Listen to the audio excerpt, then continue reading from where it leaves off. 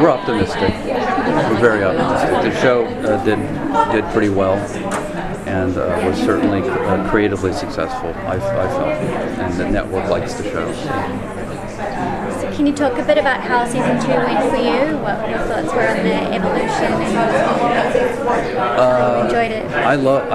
It was, for me personally, the most enjoyable season of television that I've done in my career. It's so much fun. I was really a horror fan my entire life, so I'm getting it all out of my system.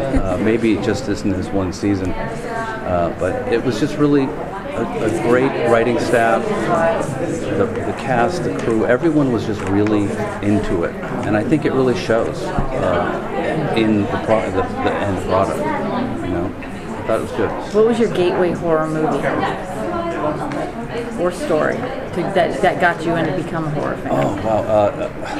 A movie called Tales from the Crypt, way back when. Yeah. In like the early 70s. I saw that when I was 6 years old and loved it. And then just whatever I could get my eyes on, I would watch. The old VHS. Well, this was before then. Before that, yeah. This is just when a movie played, and it was gone forever. Yeah. What was your favorite scene in season 2? By the way, I can talk about season 3 if you have questions. Okay, I have questions. I want to know more about the son, the devil. We will be focused on him in season 3. Well, I don't think not to the extent that he's the star of the show. He's a 12-year-old boy, but he will be part of the fabric of the show. I like to think of it like as the last emperor meets the exorcist. He will come out when decisions are to be made, but I think he's better kept mysterious and limited.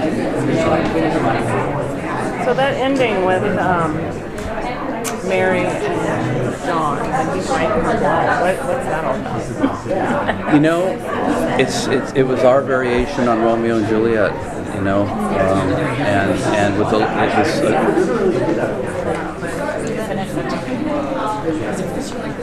little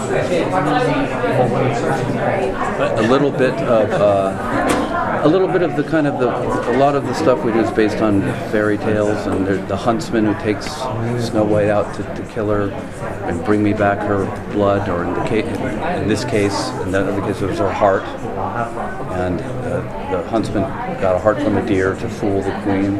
Similar thing. He left just enough blood in Mary to stay alive.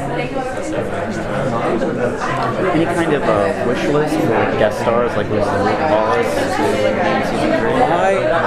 A wish. That's a good question. I don't. I'm sure there were actors that have popped in my mind. Of course, I can't remember any at the moment. I don't want to get in the habit on the show of stunt casting. Like it was Stephen Lang and it was Lucy Lawless, but it certainly didn't hurt us to have a high-profile genre figure actor like Lucy. So we'll see what happens. I don't know I don't really know if what new characters might appear yet exactly. And her son is still around. He'll still be here. Yeah, well, Sebastian, we always designed Sebastian to be the real villain of the piece. And he doesn't commit matricide, but he certainly allows it to happen. And he's a wonderful young actor. He has great chemistry with Mary. So, yeah, he'll be a big part of the show. What is it about horror that you love and you think people Well, I like to be scared and shocked, but in this case, it's an interesting. This show is a horror show, but it's also deeply romantic and almost corny, and it's just so heartfelt. So it's this bizarre amalgam of tones that by some miracle all holds together. But people have come to expect, people like to be startled. I like to see something I've never imagined, and that's fun stuff to come up with. The magic is fun. I think it's fun. Some people, by the way, some people don't like the horror show. My family won't watch the show because they don't like horror. They don't like to be scared. And this show's pretty graphic. Maybe too much. To say the least. Yeah. Yeah. So going into a new season, what would Anne's role be? Well, that's one of the things I really liked about this season. You know, Anne's barely in season one, if you're familiar with it.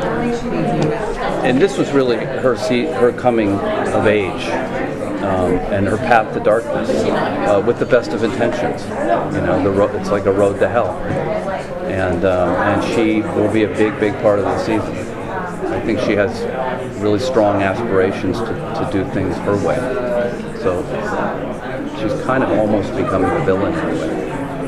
Well, yeah, that ends with her. Yeah. I had to look away, and I'm a big horror fan.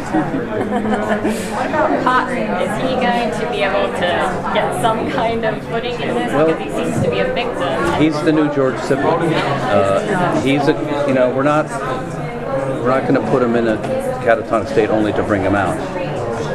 Certainly, Anne will need to feed him and remove the rat from time to time and feed her familiar. So he'll be awake, but he's in deep trouble. Like, I have some ideas on how he might escape, but he's not escaping for any time soon. You know, we want to commit to it. So how much of season 3 have you kind of already got up in your head? Do you kind of know, without obviously sharing? I have a strong. Adam and I talk all the time about season 3, and we actually kind of conceived the blueprint for it when we were conceiving season 2. In fact, we were gonna. There's a bunch of stuff we didn't get to that will comprise season 3, and I think it's safe to say that it's going to involve